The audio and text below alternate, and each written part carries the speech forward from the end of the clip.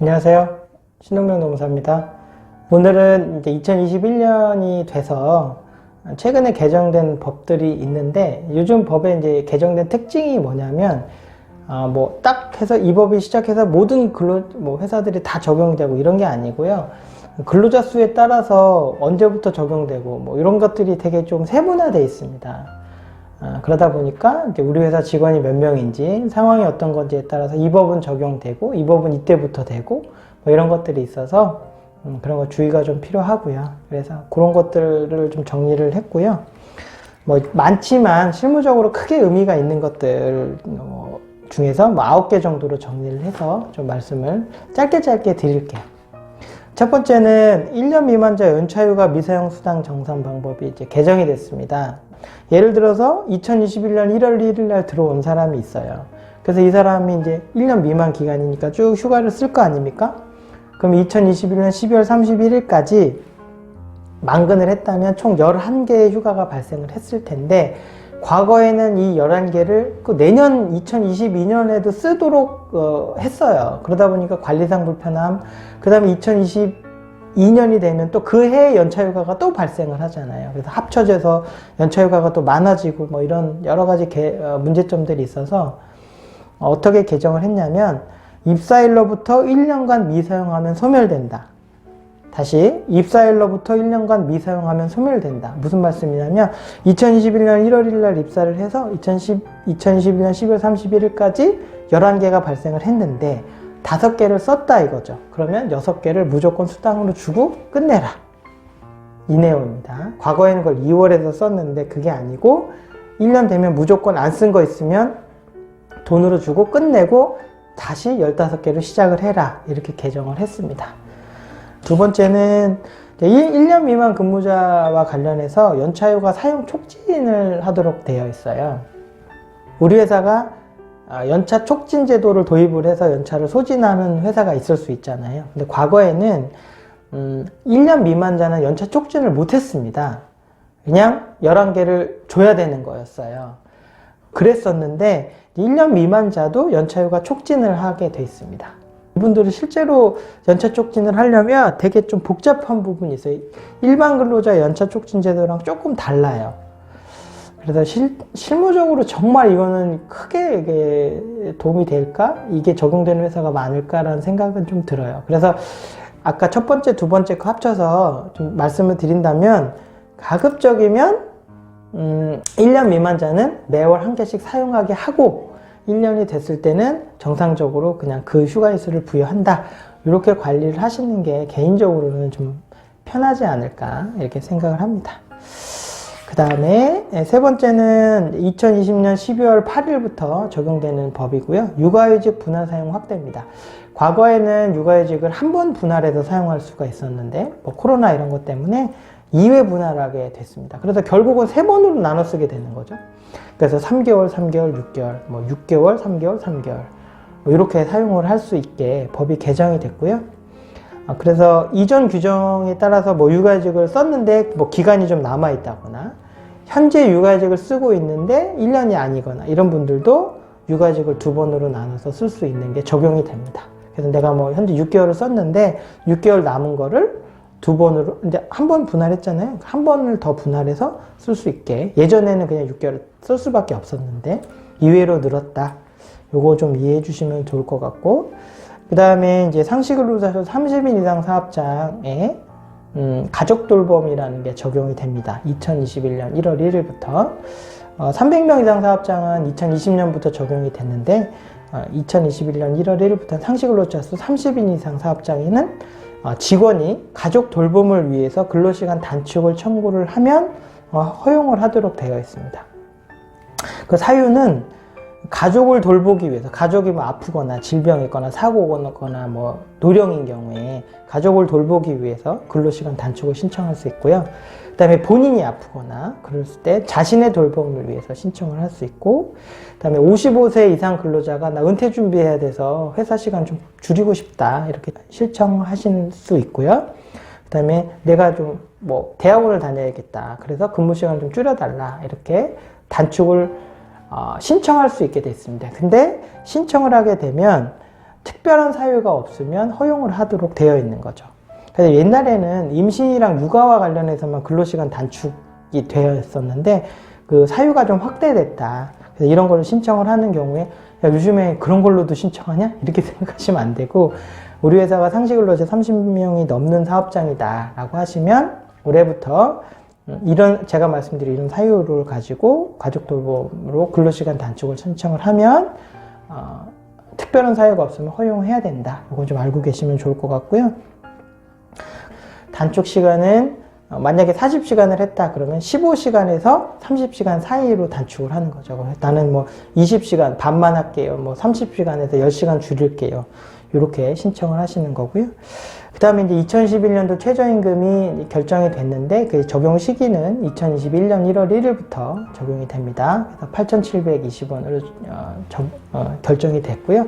월 기준으로 해서 1주 40시간 기준으로 하면 182만 2,480원입니다. 그거는 뭐 209시간을 곱하면 주휴수당을 포함한 금액이 되겠죠. 최저임금 관련해서 최저임금의 산입 범위를 좀 확대를 해 놓은 게 있습니다.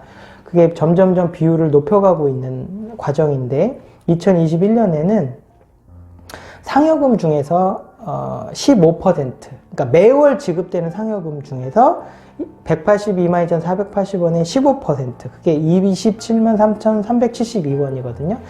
그거를 넘는 부분은 최저임금에 산입이 됩니다. 그 얘기는 무슨 얘기냐면 우리가 최저임금 위반 여부를 따질 때 만약에 매월 상여금을 30만 원 주는 회사가 있다. 그럼 30만 원에서 27만 3,372원을 뺀 뭐 한 2만 7천 원 정도는 최저임금 계산할 때 2만 7천 원을 넣어서 최저임금 판단을 하겠다. 이런 얘기입니다.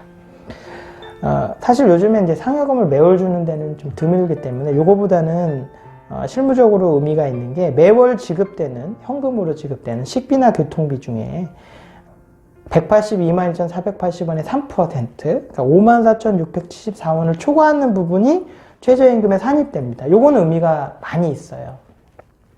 10만 원을 식비를 주고 있는 회사들이 비과세 때문에 굉장히 많잖아요.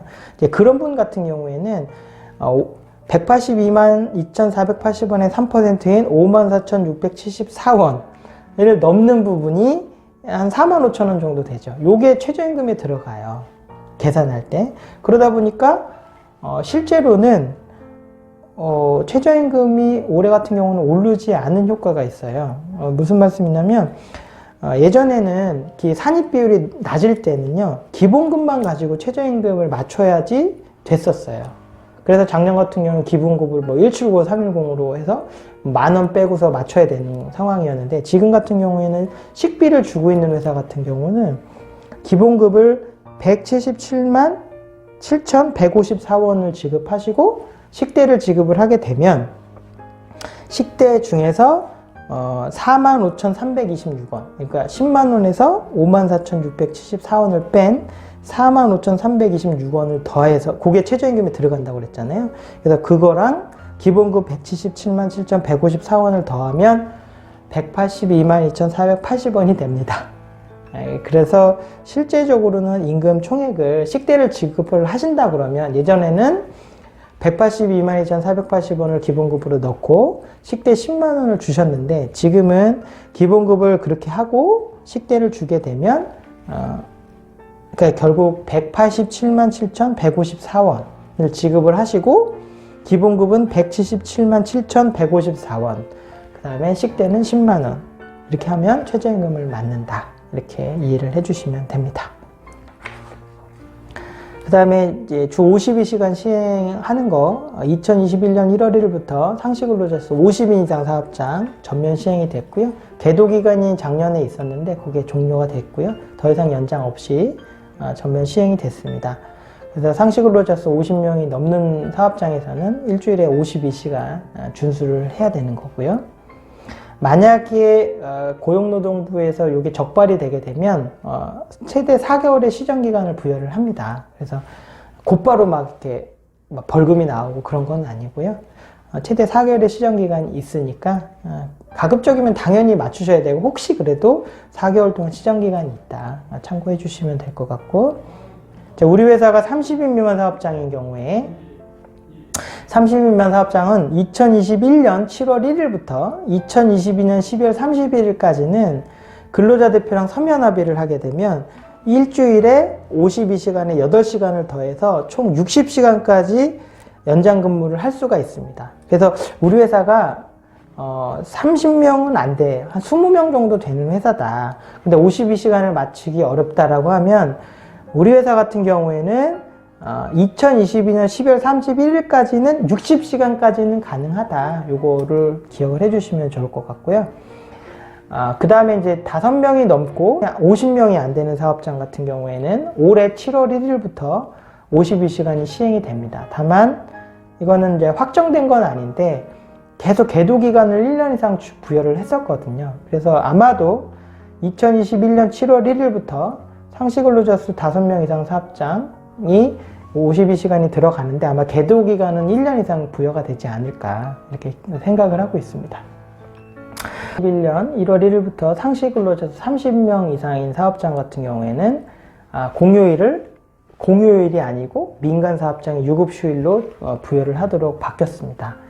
원래 이제 2020년에는 300명 이상이었고요. 올해는 2021년 1월 1일부터는 상시 근로자 30명 이상 사업장, 그 다음에 5명 이상 사업장은 상시 근로자 수 5명 이상 사업장은 내년 1월 1일부터입니다. 그래서 이와 관련해서는 제가 영상을 따로 하나 찍어 놓은 게 있어요. 그래서 법정 공휴일이 유급화됐다. 그래서 그거를 조금 참고를 좀 이렇게 띄워 놓을게요. 법정 공휴일의 유급화 관련해서 영상을 찍어 놓은 거 있으니까 요거 관련돼서 상시 근로자 30명 넘고 공휴일을 대체하고 있다. 그 빨간 날을 연차휴일로 대체하고 있는 사업장은 그 영상을 꼭 좀 시청을 해주시면 좋을 것 같습니다. 그 다음에 탄력적 근로시간제가 3개월까지였는데 단위기간 3개월에서 6개월을 신설했어요. 그러니까 2주 단위, 3개월 단위는 그대로 두고요. 3개월에서 6개월을 신설을 했습니다. 그래서 3개월에서 6개월을 할 때는 좀 쉽게 얘기하면 좀 넓게 운영하실 수 있게 해놨어요. 법에서. 그러니까 주별로 예전에는 언제 할 거냐 이런 걸 했는데 이제 주별로 하게 해놓기도 하고, 그 다음에 2주 전에 통보를 하고, 그 다음에 조금 상황이 있을 때는 좀 짧은 시간 안에 변경할 수 있게 이렇게 좀 유연하게 좀 할 수 있게 해놨습니다. 이거는 1주 52시간 제도를 보완하는 제도입니다. 그래서 특정 시기에 일이 막 몰리는 회사 같은 경우 또는 52시간을 지키기가 굉장히 어려운 회사들 같은 경우에는 6개월 동안 52시간을 맞춰. 일주일에 52시간 넘으면 안 되는 걸 지키기가 니네가 어려우면 6개월 평균에서 52시간 지키도록 해. 이게 탄력적 근무제입니다.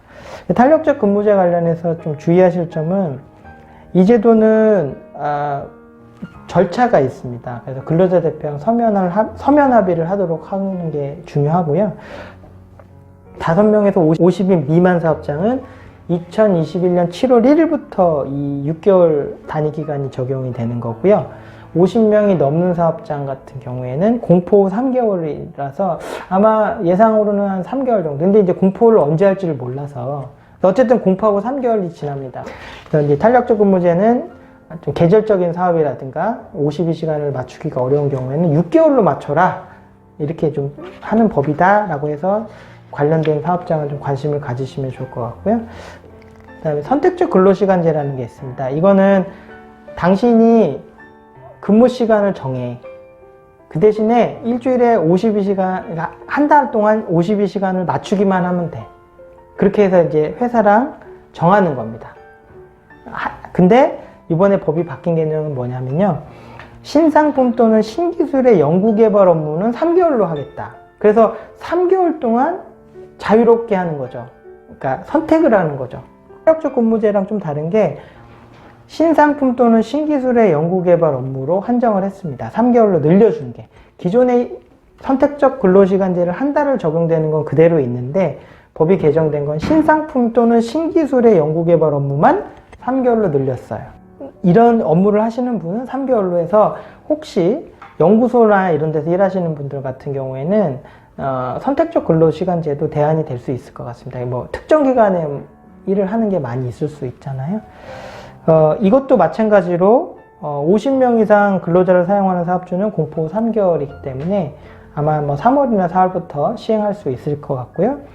5명 이상 50명 미만은 2021년 7월 1일부터 적용이 되도록 규정이 되어 있습니다. 그래서 시기에 맞게 필요에 의해서 이런 제도들을 도입을 하시면 될 것 같고요. 여기서 말하는 신상품이나 신기술의 연구개발은 이제 매뉴얼에 보면 재료, 제품, 생산, 제조 공정 등의 개발 또는 기술적 개선 등을 말하며 제조업에서의 실물 제품뿐만 아니라 소프트웨어, 게임, 금융상품 등 무형의 제품의 연구개발 등을 포함을 합니다. 그래서 이런 일들을 하시는 분은 선택적 근로제를 도입을 할 수 있고 이런 분은 3개월 단위로 할 수 있게 법이 개정됐다. 이렇게 일을 해주시면 됩니다. 내용이 많아서 좀 길어졌는데요. 관련해서 이게 각 꼭지마다 자료들이 좀 있습니다. 그래서 그 자료들은 제가 그 설명란에다가 자료를 다운받으실 수 있게 자료를 이렇게 올려놓을 테니까요. 그 필요한 내용들은 좀 다운을 받으시면 좋을 것 같고, 아까 말씀드렸듯이 최저임금이랑 법정 공휴일의 유급화 관련해서는 별도 영상이 있으니까 그거는 또 참고해서 보완을 하시면 되겠습니다. 장시간 들어주셔서 감사합니다. 마치겠습니다.